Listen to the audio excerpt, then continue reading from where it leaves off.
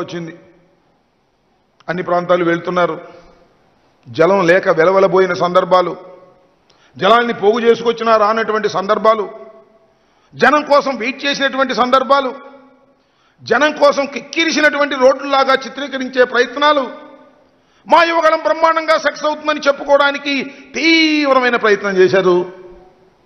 ఈనాడు, Andhra Jyothi, TV5 అయితే కప్పీలు పెట్టి లెగ్గొట్టడానికి ప్రయత్నం చేశారు. లోకేష్కి జనం బాగా వస్తున్నారని చెప్పేందుకు ఎక్కడ కనపడమే, విజువల్స్ లేవే, జనం రావడం లేదే, పట్టించుకోవడం లేదే.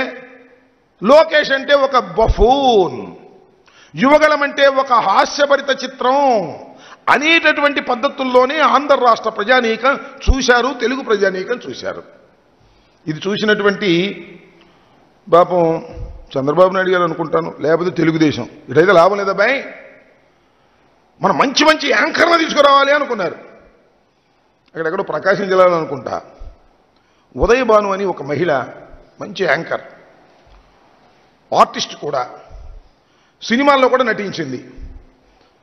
ఊరి మీ దుంపదంగా పొలిటికల్ పార్టీకి నారా లోకేష్ గారి పాదయాత్రలో బీసీ సదస్సు పెడితే ఆమెను యాంకర్గా తీసుకొచ్చారు.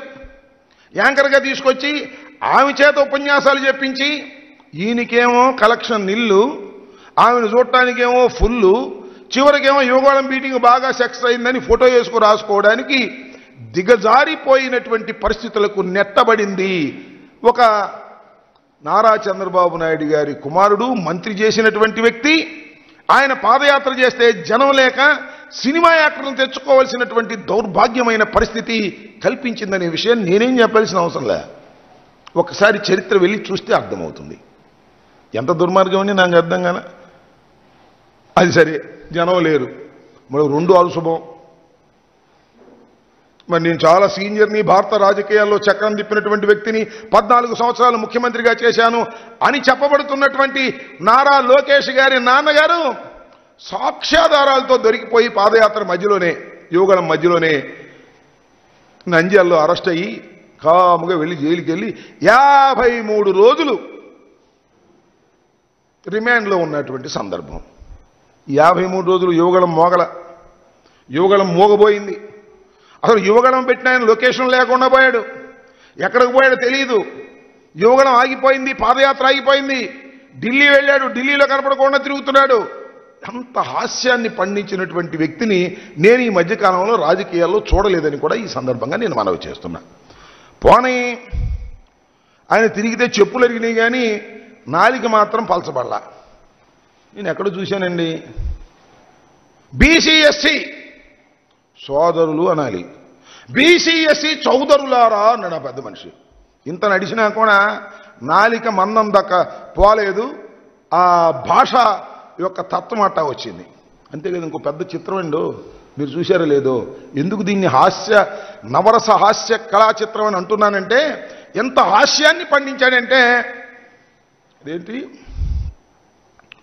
మేము అధికారంలోకి వస్తే, వచ్చేది లేదు చచ్చేది లేదు, అది వేరే విషయం, మేము అధికారంలోకి వస్తే ఎంతమంది పిల్లలుంటే అంతమందికి 15,000 రూపాయలు చొప్పున ఇస్తాం అన్నాడు.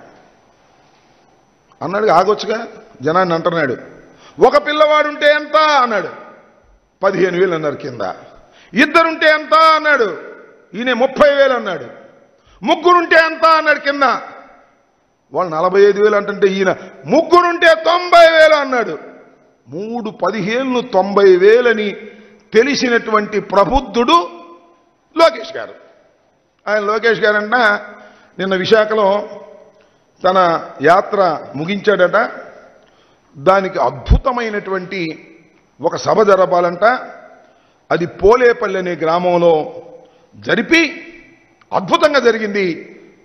మన లోకేష్ పాదయాత్ర, యువగణం అద్భుతంగా జరిగింది, తెలుగుదేశం బతికే ఉంది అని చూపించాలని తాపత్రయపడుతున్నారు. ఉదయ్ భాన్ లాంటి వాళ్ళని పట్టుకురావాలని చూశారు. ఇక్కడ ఇద్దరు దొరికారండి యాంకర్లు. వీడు ఉదయ్ భాన్ కన్నా కొద్దిగా కాస్ట్లీ యాంకర్లు. ఒక ఆయనేమో బాలకృష్ణ, తెలుసుగా, సినిమా హీరో, బయటకు వస్తే మేసం తిప్పి హాస్యం చేయటంలో ఆయన మించిన వాడు లేదు. ఆయన ఒక యాంకరు. ఆయన బంధువు యాంకరు, బంధువు కదా, మామగారు. ఆయనకేం ఉదయభాను గారి లాగా రెమ్యూనరేషన్ ఏం అవసరంలా, పిలిస్తే వచ్చేస్తాడు, అల్లుడు కదా. అందుకని పిలిస్తే వచ్చి యాంకరింగ్ చేయడానికి పోలేపల్లిలో సిద్ధంగా ఉన్నాడు. ఆయనతో చాలదంట, ఇంకొక యాంకర్ కావాల్సి వచ్చాడు. ఆయన కొద్దిగా కాస్ట్లీ యాంకర్ అండు. మన బాలకృష్ణలాగా బంధంతో రాడు, ఉదయభానులాగా రెమ్యూనరేషన్తో రాడు. ఆయనకి నోట్లు కావాలి, సీట్లు కావాలి. ఆయనే దత్తపుత్రుడు పవన్ కళ్యాణ్ గారు, ఆ యాంకర్ కావాలి. ఆ యాంకర్ని ముందు పాపం ఇక్కడ మాట చెప్పాలండు, ఈ మొత్తాన్ని మనం చూసినట్లయితే ఏమనిపిస్తుందంటే, మీరు కొద్దిగా ఆలోచన చేస్తే, ఆంధ్ర రాష్ట్ర తెలుగు ప్రజానీకం ఎక్కడున్నా కొద్దిగా ఆలోచన చేసినట్లయితే, ఒక అసమర్థుడైనటువంటి కుమారుణ్ణి నాయకుడిగా చేయటం కోసం ఒక వృద్ధ తండ్రి పడుతున్న పాటలు మీకు కనపడుతూ ఉంటాయి. నెంబర్ 1, ఆయన తీసుకొచ్చి ఎమ్మెల్సీ ఇచ్చి మంత్రి చేసి ఓడిపోయేంత జరిగిన ప్రయాణం. అదేవిధంగా కుప్పంలో బయలుదేరి రేపు పోలేపల్లిలో విజయోత్సవ సభ పేరుతో జరుగుతున్నటువంటి కార్యక్రమం, ఈ మధ్యలో జరుగుతున్న డ్రామా అంతా పాపం ఈ వృద్ధ తండ్రి పడుతున్నటువంటి ఆవేదన, తన అసమర్థుడైనటువంటి కొడుకుని సమర్థుణ్ణి చేయాలని పడుతున్న తాపత్రయం చూస్తుంటే పాపం కాస్త జాలేస్తుంది. ఎందుకంటే మెటీరియల్ లేదు అక్కడ, మీ అబ్బాయి దగ్గర మెటీరియల్ లేదు. కానీ ఉన్నట్టుగా భ్రమింప చేయాలని చెప్పేసి ఈనాడులో ఫ్రంట్ పేజీ రాతలు, ఆంధ్రజ్యోతిలో ఫ్రంట్ పేజీ రాతలు, TV5లో వార్తలు, ABNలో వార్తలు, దుమ్ము దులిపేస్తే పెద్ద నాయకుడు అయిపోతాడు అనుకుంటున్నారు. నేను అడుగుతానయ్యా, చంద్రబాబు నాయుడు గారు అంత బాగా విజయవంతమైతే మీ అబ్బాయి ఒకటి చేత పెట్టచ్చు, నువ్వు కూడా కలిపి పెట్టచ్చు, బాలకృష్ణ ఎందుకు?